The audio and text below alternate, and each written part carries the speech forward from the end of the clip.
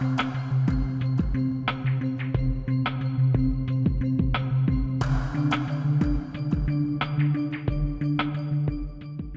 শাহজালাল আন্তর্জাতিক বিমানবন্দরে স্ক্যানিংয়ের সময় অন্তর্বর্তী সরকারের উপদেষ্টা আসিফ মাহমুদ সজীব ভুঁইয়ার ব্যাগে অস্ত্রের একটি ম্যাগাজিন পাওয়া গেছে। এ নিয়ে নিজের ভেরিফাইড ফেসবুক পোস্টে ব্যাখ্যা দিয়েছেন তিনি। সে পোস্টে নিজের নিরাপত্তার স্বার্থেই অস্ত্রের লাইসেন্স করা আছে বলে জানিয়েছেন উপদেষ্টা।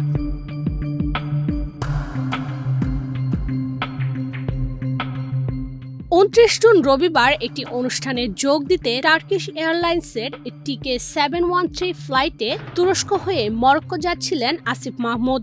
বিমানবন্দরে স্ক্যানিং এর সময় আসিফ মাহমুদের ছোট একটি পাউচের ভেতর ম্যাগাজিনটি পাওয়া যায়।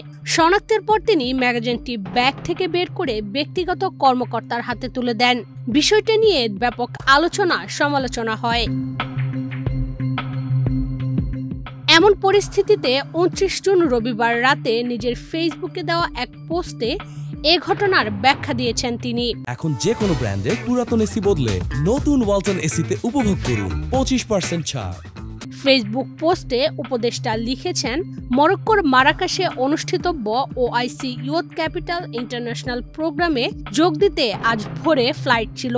ভোরে প্যাকিং করার সময় অস্ত্রসহ একটি ম্যাগাজিন বাসায় রেখে এলেও ভুলে আরেকটি ম্যাগাজিন ব্যাগে থেকে যায়। পরে স্ক্যানে ধরা পড়লে সেটি প্রোটোকল অফিসারের কাছে দিয়ে আসি। বিষয়টি একদমই অনিচ্ছাকৃত ছিল।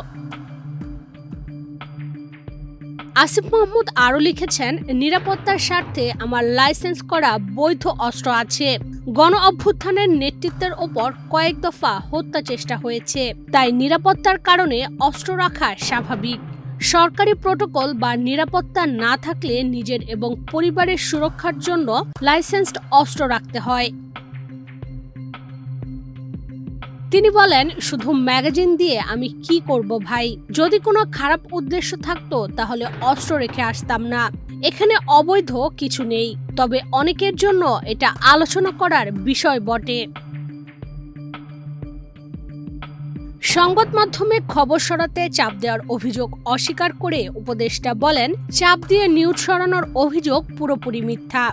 ঘটনার পর টিম সহ টানা 10 ঘন্টা ফ্লাইটে ছিলাম। ট্রানজিটে নেমে অনেকক্ষণ পর অনলাইনে এসে দেখি কত কিছু ঘটে গেছে। নাগরিক হিসেবে কারো নিরাপত্তা ঝুঁকি থাকলে নিয়ম মেনে তিনিও অস্ত্রের লাইসেন্স করতে পারেন।